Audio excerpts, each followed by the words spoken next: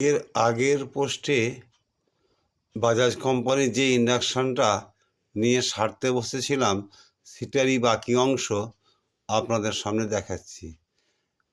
এই ভদ্রলোক এক মেকানিককে দিয়েছিলেন, যিনি এই মাদারবোর্ডের এই রেজিস্ট্যান্সটা রোধটা খুবই কম ওয়াটে দিয়ে দিয়েছিলেন এবং পাওয়ারও খুব কম দিয়েছিলেন। উনি 10 ওয়াট কোয়ার্টার ওয়াট দিয়েছিলেন।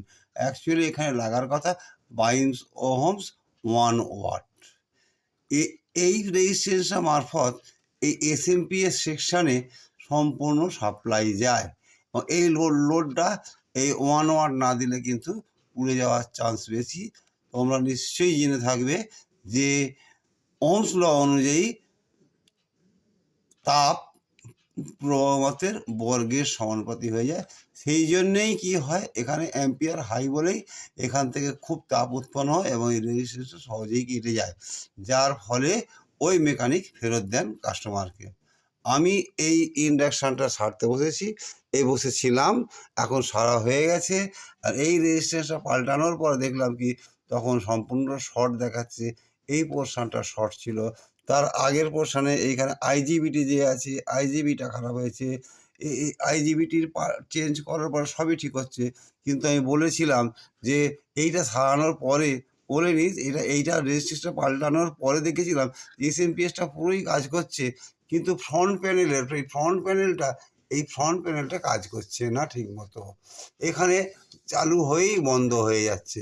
তখন কী করলাম, এই লিডের এই অংশ লিড ধরে এই লিডটা এইখানে লাগে, ঠিক আছে। এইখান থেকে আমি 5 ভোল্ট সাপ্লাইটা দেখলাম, এখান থেকে 5 ভোল্ট সাপ্লাই হচ্ছে, এই লিড মারফত যাচ্ছে ঠিক কথাই, কিন্তু এই লিডে এইখানটায় গিয়ে 5 ভোল্টটা গিয়ে কিন্তু এই আইসিতে আর যাচ্ছে না।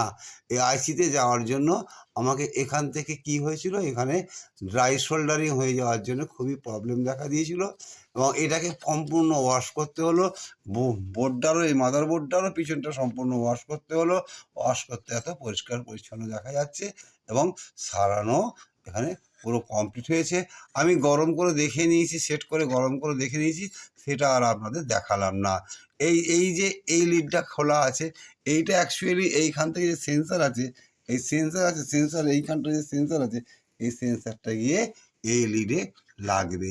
এই সেন্সারেরও অনেক কাজ আছে, পরে এক এক করে যখন রিপেয়ার করব সব জিনিসটাই আমি দেখাবো, তখন আপনারা ঠিক বুঝতে পারবেন যে ইন্ডাকশানও সারা কোনো ব্যাপার নয়, যদি স্টেপ বাই স্টেপ লক্ষ্য করা যায়।